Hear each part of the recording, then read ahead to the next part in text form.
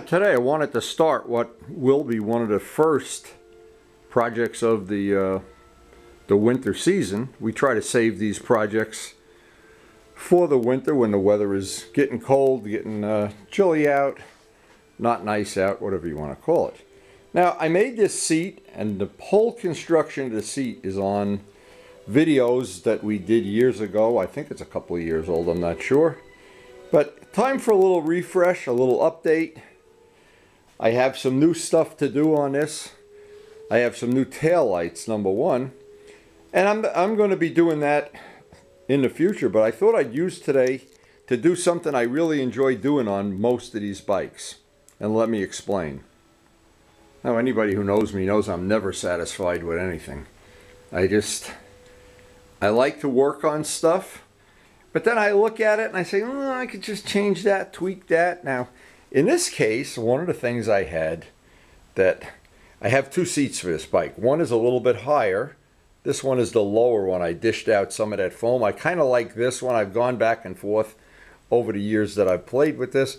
Kind of like that. That's worked out well. But I didn't arrive at that with the first chance. I go back, forth, until I find something I like. Then usually after I have something I like, I leave it for a year or so, and I go back and put the other seat on just to confirm that that's what I really wanted to do. Now another example, and everybody knows I'm very sensitive to seats. I'm not sure that I'm the only one here, but I have two seats for this bike. This is basically the stock seat, and I also have the seat that's over on the other Suzuki that's dished out. And when I go back and forth, I've come to the conclusion that at least right now, this is the one I want to have on a bike. But at least once a year, I'll switch the seats just to make sure I haven't changed.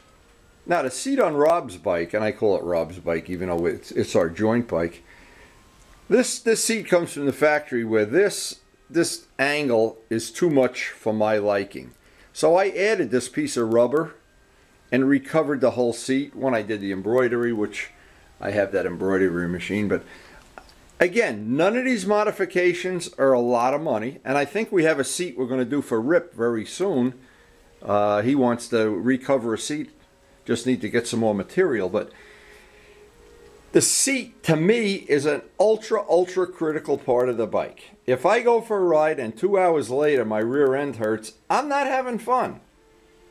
Now, by just adding this little piece of rubber up here, and I carved it, glued it to the original seat, and then just recovered over the old seat, I've got exactly, I guess that's how big my ass is, I've got exactly the shape that fits me. But it's a personal thing. Another person, a bigger person or a smaller person, might not like that. But for me, customizing a bike so it fits me, it's as if like a Jello mold, and don't laugh that I'm a Jello, that I sit on a bike, the bars fit right about where I want them, maybe a little lower, just so I'm leaning just a little bit, but I don't want clip-ons anymore. I'm done at my age. At 71, I'm done with clip-ons. But that seat is such a critical thing. It's unbelievable. To me, it's unbelievable. One of the other Kawasaki seats. This is the one for the reason I'm saying this is I want to try to make my point here, because it's a point that maybe you haven't given a lot of thought to, but maybe it's something that can help you just enjoy riding your bike a little bit more, and there'll be almost no money spent doing this. Now, just recently I went by and changed the seat out on the R1. I go back and forth with this seat. The problem with this seat is, it's not a problem, it's something I like, is that under hard acceleration your butt kind of glues to that. And it's kind of, you're not holding on as tight as you normally would be. But on the other hand, sometimes I ride with this seat and I'm not that comfortable. Sometimes I am. The last time I rode, I said, wow, we'll leave that on for a while. But I always have my closet, the den of iniquity, with the other seat I made, and a lot of people, the other seat part, a lot of people don't know I made these right from scratch. And you're not going to buy this from Yamaha for one reason. It's made out of Nomex. Nomex is the wood that they make ocean racers out of. But anybody that knows what that material is, they wouldn't even know that that's not a Yamaha part. So that's pretty, by itself, it's pretty cool. Now, but here's the point. I wanted to make this one. I made 6 seats. Elaine Brookins made one and I made 5. So we have 6 total. And I also have this, which is a lower seat. I have to recover this. I wanted to get some of that Ferrari material to cover that, but I have 6 altogether. Now, most people don't have 6 seats for their bike. Most people don't have 4 different sets of clip-ons, 6 different sets of shock springs, 3 different sets of carburetors. Here's my point. The point is, what I enjoy about motorcycling is coming out to the garage and finding some little upgrade or little change I can make to the bike that just suits me. It really doesn't suit other people. Now, we've spent a lot of part of this summer just making camera mounts and trying different things. We've got camera mounts on all the bikes, front, back. We've had a lot of fun. The exhaust system, this has been fun. I've got a whole closet full of Yoshimura exhausts. I like the Norton ones better. I've got 2 exhaust systems for this bike. So what I'm really getting at here, the reason I'm dragging this out as much as I am is my bikes are basically like transformers. And I like to, every once in a while, for no reason at all, there's no reason to do this, is just make a change to something, see if I like it, and change it in such a way that I can always go right back to the original part. Now, that brings us back to the RD. Well, when I made this seat, I wasn't sure if it was going to be comfortable, and what I did, I dished it out. I've got about 1 inch less foam, but it's not a 2x4 like a track day seat would be. So it's comfortable. It's got a little bit of the look of the bikes of that era, but I always have had, in fact, I have it right over there, the stock seat. And somewhere over here, I've got to look for it. I got to do the wiggle woggle here. There's the stock tail section. So what I can do in a matter of about an hour is I can convert this bike to having a different seat. That'll allow me to ride the bike in the time that I'm making the new seat. And that'll be one of our winter projects.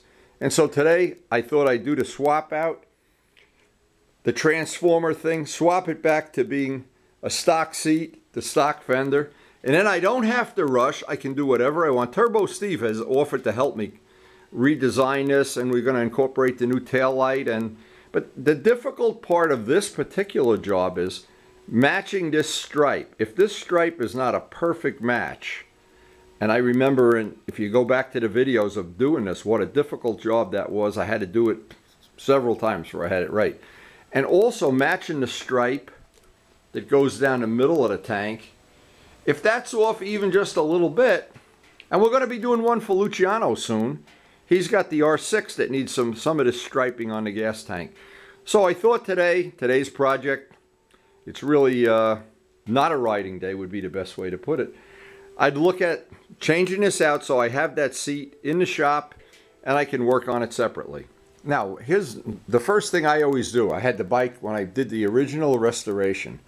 I always save all the bolts, all the parts that come off the original bike if I make a new modified part.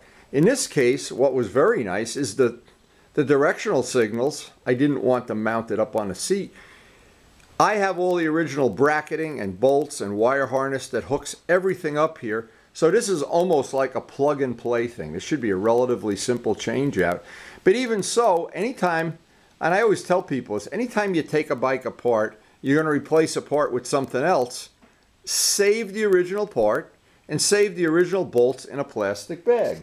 And in fact, if you look down here, there's the original part, there's the bag with the bolts.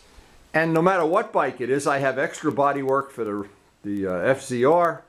I have a whole extra set of body work for the Suzuki. I have the tan body work, the extra seat. I have a whole set of body work that really needs to be rebuilt for the Green Meanie. But having these extra parts and having all the bolts in a plastic bag make the job a lot easier. I like a lot of bikes. This is a very easy bike to work on. There's a limited amount of wiring. The seat hinges. There's 2 little pins come out. The whole seat comes off. You unplug the wiring harness, and it'll just be a question of changing out the directional signals. And probably an hour from now, maybe a little more, maybe a little less, depending, we'll be back to having all the stock parts on. Then we'll have this in our shop, ready for the next step in that project. Now, as many times as I've done this, I kind of like to use the example of the baby has a toy, Transformers, where every day it's a different toy and you turn a truck into a spaceship and I kind of like to do something similar to that with the motorcycles. First off, this is just me. I wouldn't include everybody else. I like to ride a different bike every day. I don't really enjoy riding the same bike over and over and over like Groundhog Day. But what I do like is every once in a while just change the bike out. It's like putting a new set of clothes on. And having the ability to just do this like a plug-and-play thing, as an example. The wiring just snaps right in. The 2 pins hold the seat on. There's, I think, 4 bolts hold the back on. And we have a totally different bike. And now we're in no rush while we're working on this part. I'm not under any pressure to hurry up and finish it so I can ride the bike. So being able to just swap things out like this, or play musical chairs with the parts, or when I do a tire change, next time I do a tire change, I'll take the silver wheels that go on the green Meanie, and I can put the tires on, and then in one day just flip the wheels. And on any combination of things that you can flip. I've often thought one of the things I want to do maybe over this winter is change out the West Cooley parts to the tan parts, which are the stock parts that come on a stock bike. And that just, it's almost then like having an extra bike in the fleet without having an extra bike. And you can do the swap out of the body parts is relatively quick on these bikes. And on the RD, swapping these parts out is just, it's a matter of a cup of coffee and you're done. But I just thought I'd share some of these ideas, some of the things I think about. And as an example, some things never to do. You buy a new seat. So you go buy a seat off the internet and you're all happy with it. It looks good in the picture. So you throw the other seat away. You don't save it, or you eBay it out or whatever. And then about a month later, your ass starts to hurt on a long ride and you say, why didn't I just save that stock seat? Having the stock parts that you can always go right back, or, and I don't sell bikes, but if you sell a bike, having all the stock parts, really handy. An example, if somebody were to buy any of these bikes, I have enough spare parts, bodywork, seats, some of the parts I have wheels on and stuff, and definitely a lot of little hardware items. In fact, here we have a whole spare 750 sitting there. But the whole idea is you can play musical chairs back and forth, and I just wanted to use this video to get the point across that might be something you enjoy doing in the future. Now, as I'm putting this together, I'm just remembering how many times in the past, and this is really the reason I wanted to share this information, I had not kept track of the old bolts, the old parts, and it just made putting the bike back or changing it again just that much more difficult. And that little plastic bag with the little, all the bolts that belong in this job, the screws, the wiring, the connectors. If you one plastic bag, it can just save you hours of frustration. Well, it was relatively painless. And it'll give us a nice cushion of time in the time that we're going to be making the new seat. And basically we have all winter to do that. So in the meantime, we still get to ride the bike whenever we want. And that's what's nice about having different sets of parts.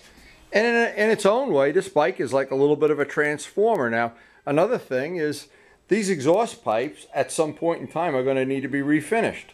Well, it's not going to be a one-day job to do that, and they have to be oven baked. That's the other thing. So when I do that, probably I'll just put on the stock exhaust system for a week or so. And if you enjoy working on bikes, it all makes sense. Anyway, hope you enjoyed the video, gave you some thoughts. What I do with my collection of bikes, that certainly small collection, and the work I enjoy doing on them and how I enjoy using them. And thanks for watching.